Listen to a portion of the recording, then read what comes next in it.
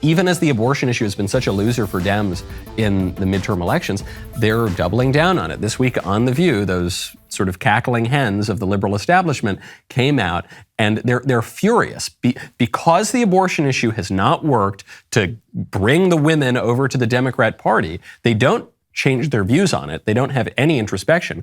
They just attack the women who are voting for Republicans as cockroaches.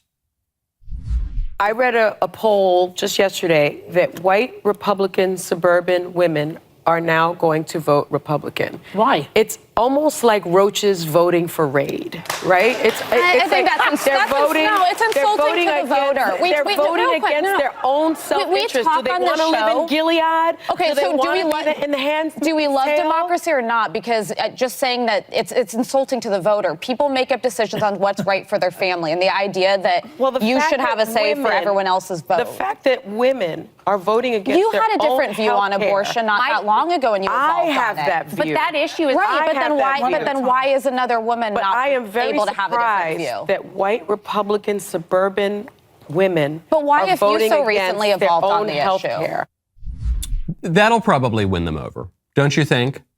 When you have voters that you're trying to court who reject you and your platform, the way to win them over is to insult them and call them cockroaches and idiots, right? Hey, idiot roaches, you got to vote for me, dummies. You dumb, disgusting people. Vote for me. Yeah, okay. Let's try that one until next Tuesday. Please keep that going. And it's so offensive, but you hear this argument from Democrats all the time, and they apply it to black people and Hispanics and all the rest. They say, you're voting against, and they apply it to the working class, you're voting against your own interest. And they're so smug about it. They say it's in your interest to vote for us Democrats because we'll give you money and we'll let you kill your babies. Did it ever occur to these women, to these Democrats broadly, that maybe mothers don't consider it in their interest to kill their own children? Have they ever considered that maybe workers don't consider it in their own interest to vote for a party that is going to destroy the energy industry, potentially plunge the world into World War III, and cause record high inflation, which disproportionately affects the poor? Did they ever consider that it might not be in the interest of black people to vote for a party that wants to get rid of all the cops and allow neighborhoods that are already rife with crime to become even more criminal and dangerous? Did it ever occur to them? Did it ever occur to these people that maybe Hispanics in the United States, especially those who came here legally, don't think that it is their interest to have a completely open border and flood the country with foreign nationals just because they have roughly the same hue of skin as that they do? Did it ever occur? No, of course not. They're just so freaking smug. They are frequently wrong, but they are never in doubt. And they are doubling down, and they are not going to give up their narrative. And it looks like it's going to absolutely destroy them on Tuesday. Hence, Governor Newsom's prediction. Hey, Michael, I had a question about pursuing a good career for young people. It seems to me that my older friends and my peers have different perspectives on this. This is kind of oversimplifying it, but I would say that the older generation seem to have a perspective about work that it's just your responsibility and you have to do it. And, chasing your dreams is okay, but ultimately you just have to do what's going to put food on the table. And the younger generations seem to have more of an intense focus on finding your true passion and what your calling is. And I think there's some crossover, but what would be your advice to someone who's young, who's trying to figure out where they fit in their career? Because I'm finding it really difficult to find what my sweet spot is. And it seems like a lot of employers nowadays want to know what that is. I'm obviously very passionate about being able to put food on the table.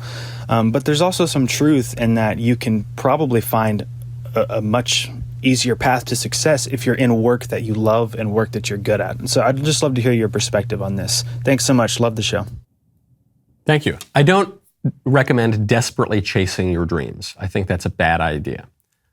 But I do recommend strategically and methodically and prudentially pursuing your dreams.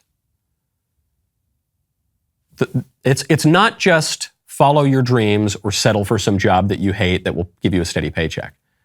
There is another option there too, which is you can apply rigor and reality and logic and prudence to the pursuit of your dreams as well.